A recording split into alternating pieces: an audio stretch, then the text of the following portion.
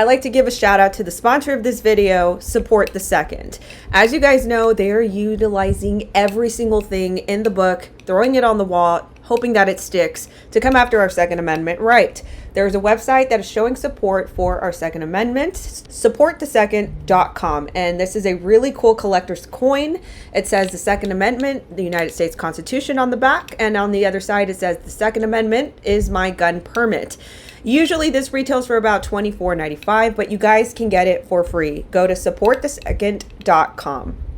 Muchachos y muchachas, what's going on, guys? I just wanted to update you guys. I know that I've been a little sparse in my posting this week, but as you guys know, when that happens, I'm usually traveling or at the border, and in this case, I'm at the border.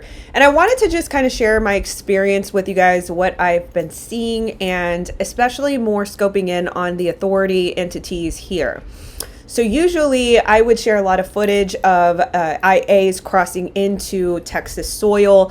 I just want to clarify my role, and I do with these update videos all the time about what we're doing here. And I'm here with Patriots for America militia, and what we do is we act in two major respects. Number one is to deter IAs from crossing over, and we have in the past, especially with single adult males that cross in by themselves, which is especially eerie.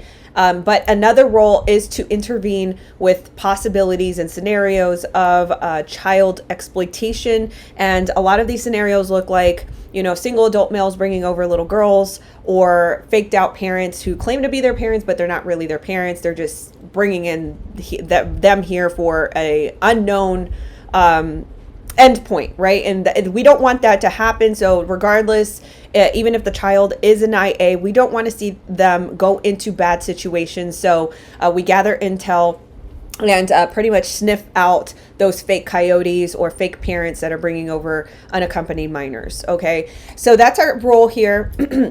And this time around has been a very eerie experience. I'm just going to be very upfront with you. So we'll talk about the border experience first. So what I have here are documents that have been picked up by my team member. You can go follow him at RGV Truth on Rumble.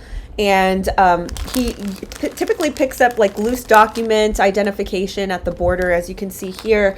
But one interesting artifact that we found at the border was this little girl's diary. It's not really a diary, because it seems to be like it belongs to a 3 or 4-year-old little girl, because we could see little scribble pictures. But you can also make out that there's some clear writing there, so it seems to be adult writing. And what we found in this little notebook was like directions, phone numbers, and things like the emails, things like this. So we find a lot of interesting things at the border. You can see here there's a prepaid card right there, like a phone card. So this is happening. A lot of travel documents, itineraries. So we find a lot of this every single time that we frequent the border. Now, this experience so far has been eerie. Like I prefaced at the beginning of this video. And why is because of the authority entities here at the border. I have to sneeze.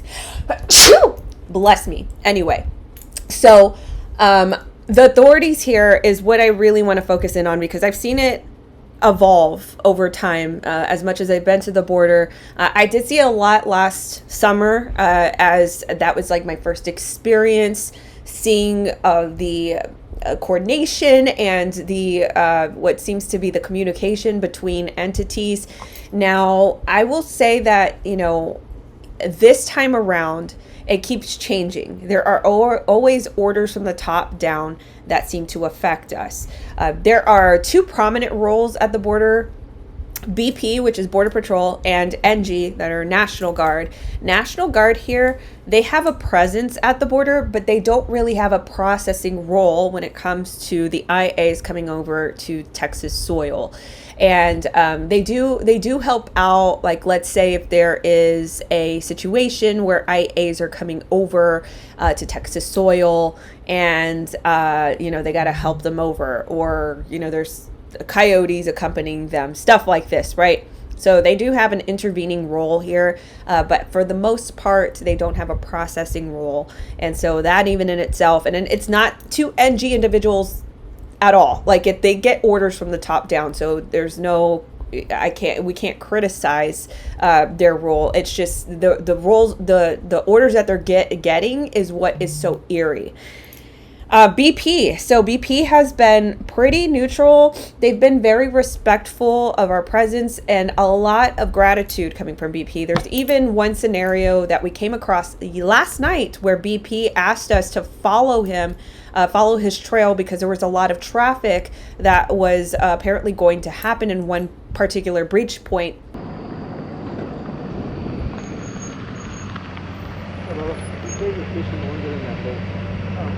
There's some good traffic down there by the 1348. You know where the turnaround is, right? That's why you got circulate. Keep going a little bit farther that way. There's going to be some good traffic set up there. They're just coming out of the brush. You got it, but if y'all want to follow behind me,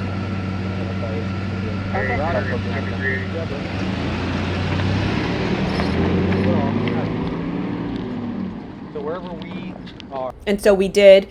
We always assist NGs and BP when they do ask us, and that has happened with NG as well.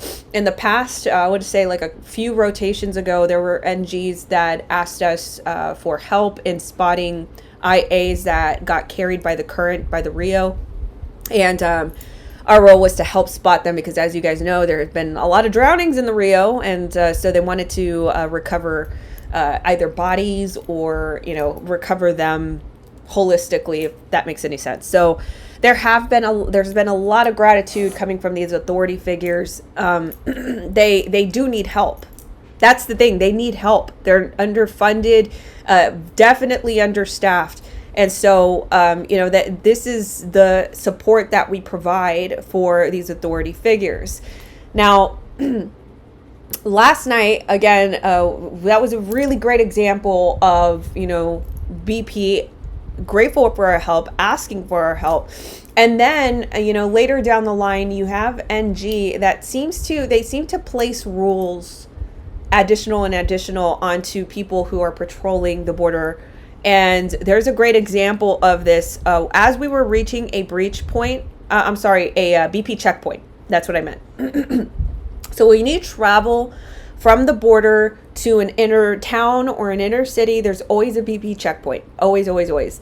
And what they pretty much check for is nefarious activity or nefarious individuals. There are wanted signs posted up on these checkpoints of like the most notorious individuals that have crossed into the United States that they're out for. And so they look for that activity. So here's the thing. We do come across some of these law enforcement individuals that do open up, and when they do open up, it's very it's astonishing, because they typically are majority very neutral. They don't really speak about their viewpoints. But last night there was a BP individual who spoke about his frustration with the authority figures and the orders that were coming downstream. And he was talking about how it was a cat and mouse game, how they, tell them one thing one day and then they completely tell them to lay off another day. Here's some audio from that interaction. Where they learn a lot real quick. Yeah. They learn that real quick. Yep. Like, oh no shit, stop this, and then they'll say, okay, so this location will they take some more to process. Okay, send them out to this location. So they take us out from different locations. Yeah. And then they'll hit us with the shitloads of groups in certain areas, so other areas can be open. They're smart. They're a lot smarter than us. Yeah. For our administrators. Yeah, right. Mm-hmm. Well, we appreciate you. Yes, sir. Thank you. Thank you, Good brother. night. God bless you guys. God bless you guys. Man, he's super nice. Did you guys get his name? And there does seem to be some sort of more intelligence on the cartel side. So on the Mexican side of the border, we noticed yesterday that they are becoming more and more coherent to the situation of patrol and individuals that are present on our side of the border. Yesterday, something interesting was discovered. So on the other side, on the Mexican side, the bank, there was a we called it a Mexican scarecrow because there was it seemed to be like a man's silhouette. There were pants that were laid out and a shirt that was laid out.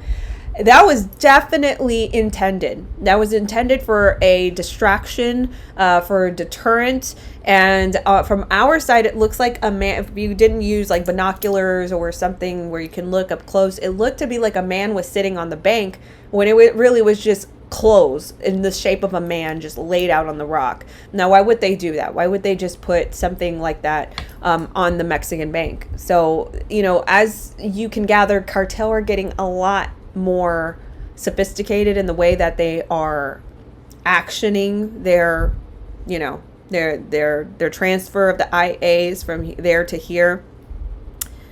It's just frustrating. I'm going to say that transparently. It's a frustrating experience because usually when we're able to, you know, pick up and look and, you know, interact with the IAs, now it's becoming more and more difficult only because the figures from the top down are coordinating it like that. So anyway, I just wanted to give you guys a very quick update of what I've been experiencing here. Yeah, it's definitely frustrating all across the board. It's not just for us. It's for BP.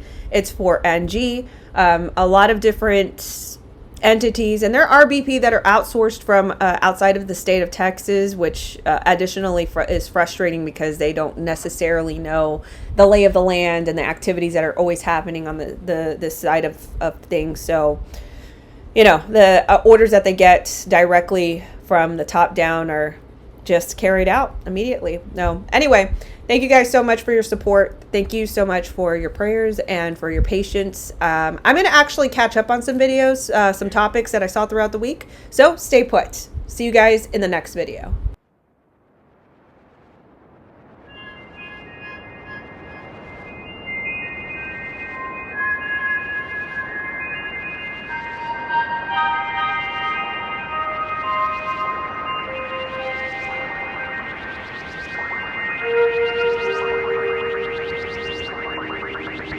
𝑘𝑠